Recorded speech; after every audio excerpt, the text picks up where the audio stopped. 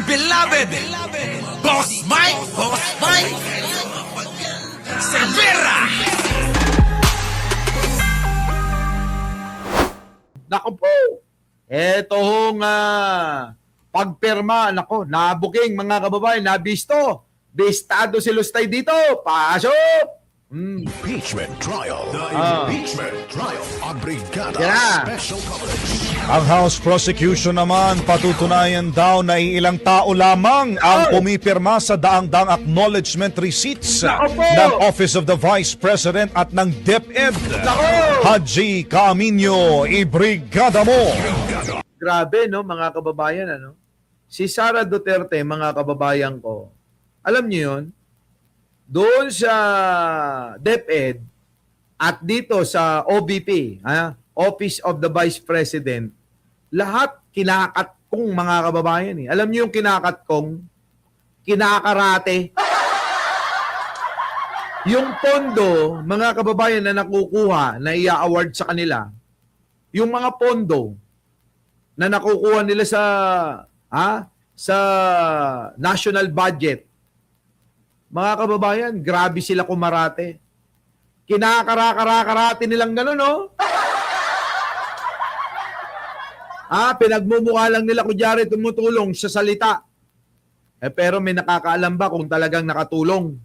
Mga kababayan, madali lang kasing magsalita eh. Sasabihin natin, no, talagang tumutulong yan. Sasabihin ko, mga kababayan, madali lang eh. Madali lang mangbola. Ito ang ating gagawing proyekto ay mangyayari dyan po sa kasulok-sulukan lugar sa Quezon. Kita nyo? Narinig naman ng mga taga-suporta. Maniniwala agad yun eh. Di ba? Maniniwala agad yun. Tutulong naman pala si BP Sara, may project sa Quezon. Putang ina, yung pala nag-picnic lang pala yung mga empleyado niya. Minumukbang, Hendrix, Grabante. Minukbang eh. Parang pusoy, Cons. Sab-anihilasyon, Irene Padron, Munit, Ceresa Force. Kita niyo mga kababayan ko, mga hayop na yan. Tommy Ceresa. Tip of the iceberg o kakaunti pa lang ng kabuuang ibubunyag ng House Prosecution ang 845 acknowledgement receipts. Kapranggot pa lang ito, Yung 845 acknowledgement receipt, kakapiranggot pa lang sa kabuuang, libo-libo na mga pangalan, na mga pinag-iimbento. Nakuha ninyo? Inspiration, Rolando Madarang. Libo-libo, mga kababayan. Ito sa libo-libo na mga pangalan na kukunya-kunyari, mga imbento, tulad ng mga, ano ba yung mga pangalan na yan? Sindikato, Mekuto Pokiko, Mary Grace Piatos, Andilim, yung mga ganun, mga katiting. Grabe, no, Merlot, Grabe talaga to si Sara Duterte. Grabe itong mga hayop na ito. Cayetano, mga Alibiste, Ligarda, mga kababayan, mga magnanakaw talaga mga hayop na yan. Isa maiisip natin, sino ba talagang dapat sisihin, Hanggat binoboto kasi ng taong bayan yung mga hayop na yan, mananatiling magnanakaw eh. Nakita nyo naman mga kababayan, bilyon-bilyon na akong usapin ng pagnanakaw. Grabe, no? Sobra. Sobra talaga. Hayop talaga, mga animal yung mga hayop na yan. Tingnan nyo, 30 billion dun sa anak lang ni Loren Legarda. Si Loren Legarda, gaano na ba katagal yan na nandiyan dyan sa pwesto na yan? Lilipat lang sa Kongreso, tapos isang termino, babalik na naman sa Senado. Putang ina talaga mga kababayan. Binoboto pa rin ng tao. Kahit na magnanakaw nga yung mga hayop na yan. Ay, nako. Ngayon. Wala na yung firing squad. Basta bigyan lang ako ng kaparangyarihan ni bro. Sabihin ni bro, Mike Cervera, bigyan kita ng kapangyarihan. Nalipulin ang lahat ng mga magnanakaw. Putang inang yan. Talagang sa harap ni Andres Bonifacio, bibitahin natin yung mga yan eh. Hindi na naawa no, sa mga taong bayan na nahihirapan. Tapos akala mo sila pa yung concern talaga sa atin. Alam nyo yung mga feeling concern, yung laging bukang bibig yung tumutulong ganyan. Yung laging bukang bibig sila daw ay para sa bayan. Putang ina mga kababayan, huwag kayong maniwala dyan. Sila yung mga totoo na mapagsamantala sa bayan. Maniwala kayo. Di ba?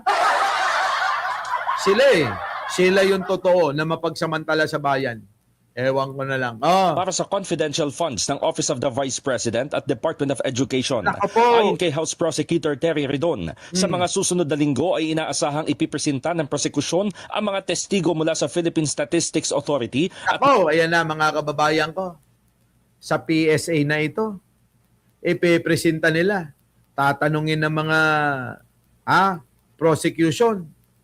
Meron ba ekang nakatala sa birth certificate, sa death certificate, ang pangalang nagngangalang Mary Grace Piatos? Nako. Meron bang nakatala na ganitong pangalan sa inyong ahensya na nagngangalang Makati Pokeko? Meron bang nakatala sa inyong talaan na nagngangalang Andilim? Yari mga kababayan yan si Sara Duterte. Mabibisto ng husto ang katakawan sa kwarta ni Sara. National Bureau of Investigation para ipakita ang umano'y nakayayanig na irregularidad sa Ako po. paggamit ng confidential funds ni Vice Nakakayanig daw, ano? Magigimbal tayong lahat, hindi lang mayayanig, ano? Altino. Genbal Madrid. Magigimbal tayo. Annabel Garate. Vice President Sara Duterte. Binanggit ni Redon na sa ginawang clarificatory hearings ng House Committee on Justice, kanilang ipinatawag ang handwriting expert mula sa NBI na nagpatunay na tila isang grupo o iilang tao lang ang pumirma sa ARs. Nako po, iilang grupo, iilang tao lang, transformer, may bobo bang magulang na magpapangalan ng Piatos? Doon nga lang siya Makati Pokeko eh. Sino ba namang siraulong magulang magpapangalan nun? Di ba? Ang dami nun eh. Balikan nga natin. Ano ba yung mga pangalan na yun? Bago natin itong puntahan uli. Ay, grabe yun, mga kababayan eh, no? Nasaan na ba yun? Yung mga pangalan na kung sino-sino ang ginamit, meron nung ganun eh. Yung merong Andilim, mga ganon-ganon, ano? Nawala na yata, Boss Mike. Nawala na. Hindi ko na makita, mga kababayan eh. Yung mga, kung sino-sino mga pangalan, yung mga ginamit nila, para masabi, mga kababayan, na yung pong mga pera, ay may tumanggap talaga. Ngayon mga kababayan si Sara Duterte, ayun pa rin, siga-sigaan pa rin. Kapag sinalang-an niya ang witnesses na ito, makikitang hindi lang notices of disallowance ang maaaring questionin. Nako po! Hindi lang daw, pag naisalang na daw, hindi lang daw yung notice of disallowance ang questionin nila. Di ba, Berador Pecua, Delia Rosario, Mons B. Jel, Naku, mga kababayan ko. Ano pa? Ano pa ang pwedeng questioning dyan?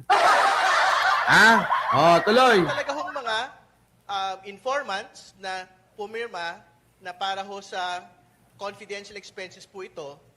Siyempre ang tanong doon, ba't isang tao lang? Ba't isang grupo lang? Yung pumirma, hindi ba dapat for those thousands upon thousands of acknowledgement receipts, di ba dapat iba't ibang mga tao pa rin po yung pong pumirma para dito? Pero katulad nung ilalahad natin at a future time, pag sinalang na po yung handwriting expert po ng NBI, doon po natin mapapakita na hindi lang po yung disallowed in audit, Naku po. yung pong subject to question, yung dapat pong habulin. Nababatid na naungkat Nakita nyo ni Candido, Tebingim, Melvin Acacio, Oh, sa impeachment trial ni Duterte sa samples ng acknowledgement receipts ang mga kaduda-dudang pangalan tulad ni na Mary Grace Piatos, Alejandro Piquit, Nako! Andy Lim. oh, kita nyo? Alejandro Piquet.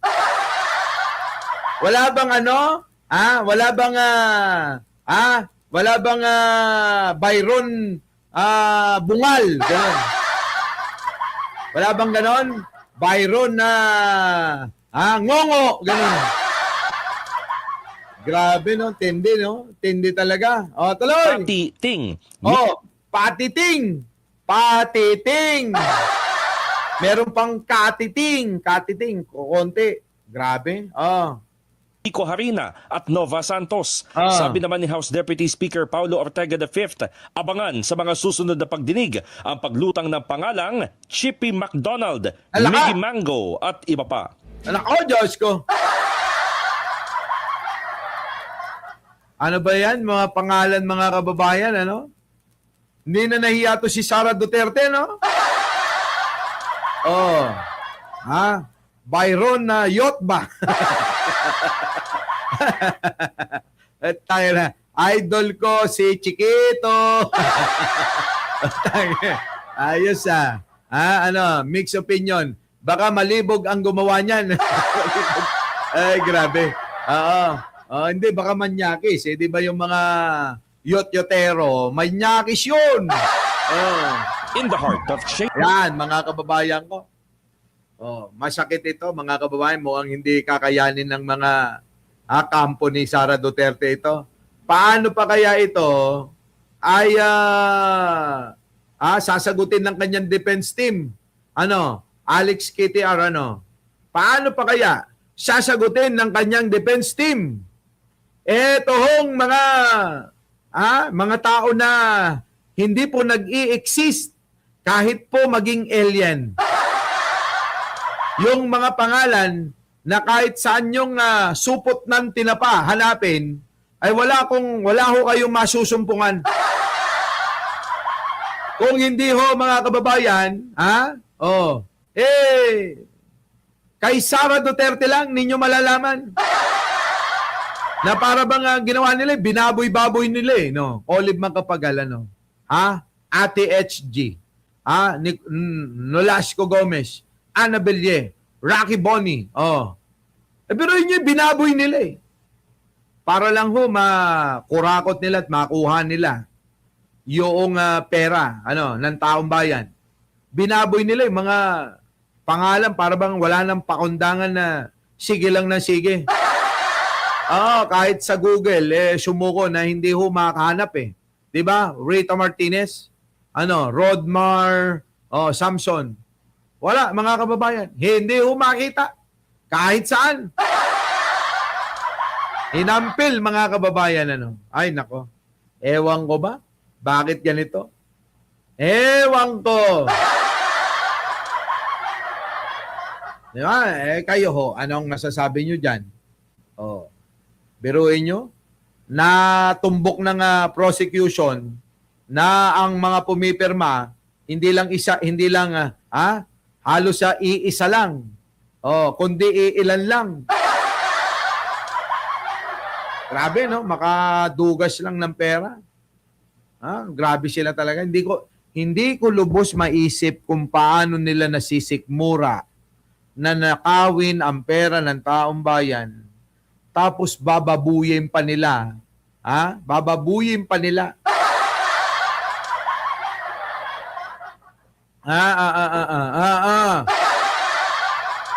Diba? Tapos binaboy nila ng binaboy pero yun yung mga pangalan na pinagagamit nila. Ngayon, si Sara Duterte, hayop na yan. Yung katawang pang-boksingerong bakla. Totoo, yung katawan ni Sara Duterte, di ba? Nakita niyo yung pagpasok niya sa simbahan? Akala mo makikipag-boxing na bakla? Our beloved Boss Mike Boss Mike!